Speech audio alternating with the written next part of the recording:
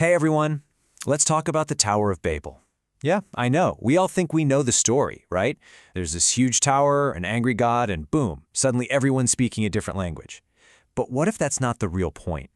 What if the story isn't about how tall the tower was, but about something, well, something much more human?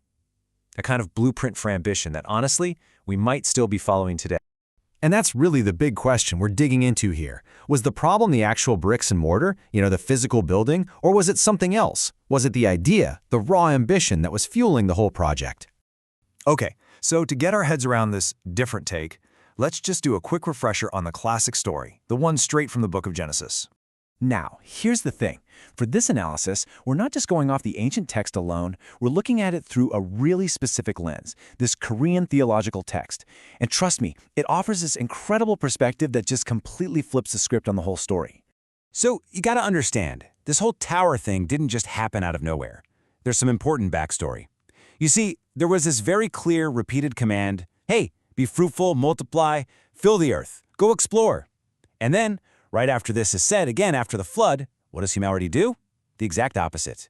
They all huddle together in one spot to build this one single massive project. And here it is in their own words.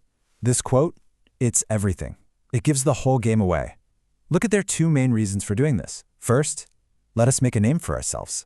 Okay, so this is all about fame, about legacy, about being remembered. And second, lest we be dispersed. They're literally trying to stop the one thing they were just told to do. It's just pure defiance, right out in the open. So that defiance, that's what brings us to the main point of the text we're looking at today. It totally challenges what most of us think about this story.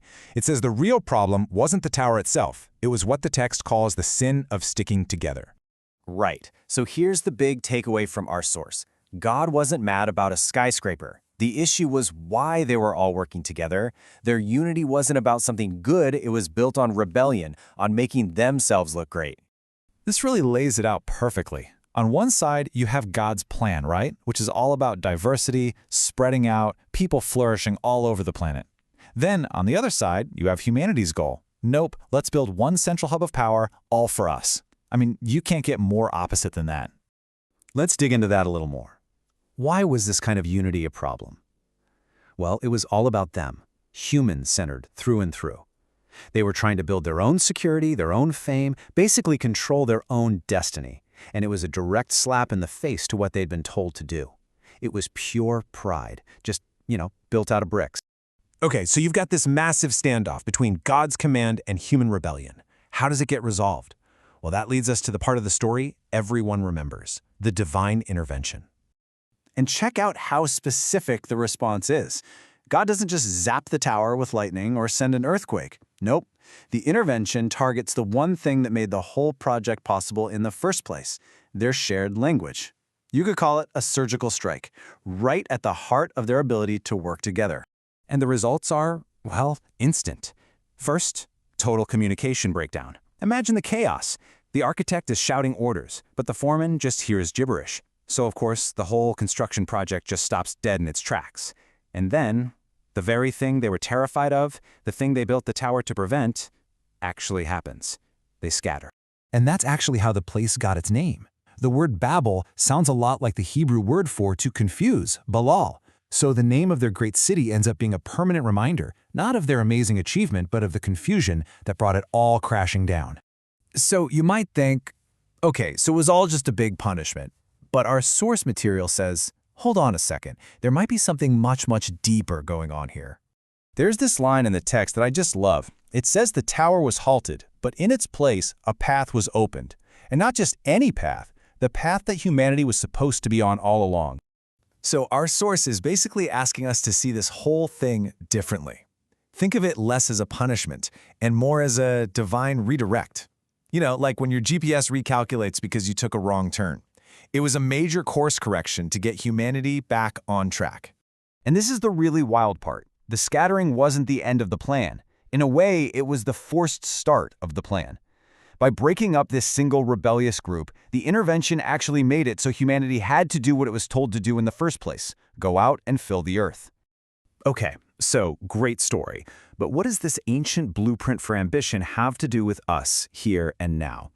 Well, as our source points out, the echoes of Babel, they're everywhere. And the text itself really encourages this. It basically calls on us to stop and think about our own ambitions, our own motives. It's asking us, hey, what kind of towers are you building? Not just with bricks, but in our lives and in our culture. And when you start looking, you see it everywhere, don't you? That whole drive to make a name for ourselves, I mean, that's the engine of social media, right? Or think about it on a bigger scale. When a company or a country gets so focused on its own pride that it forgets about the greater good. It's even in those echo chambers we all fall into online, where we build these towers of uniform thought that keep out any different ideas. And so that leaves us with a final question, one for all of us to think about. When you look at the towers we're all building today, in our careers, our communities, with our technology, what are they for, really? Are they about making a name for ourselves, about gathering all the power in one place? Or are they actually contributing to something bigger, something that helps everyone in all our diversity to flourish? The story of Babel kind of suggests that the answer to that question is the difference between building a monument to our own pride and laying a foundation for the future. And that's definitely a question worth asking.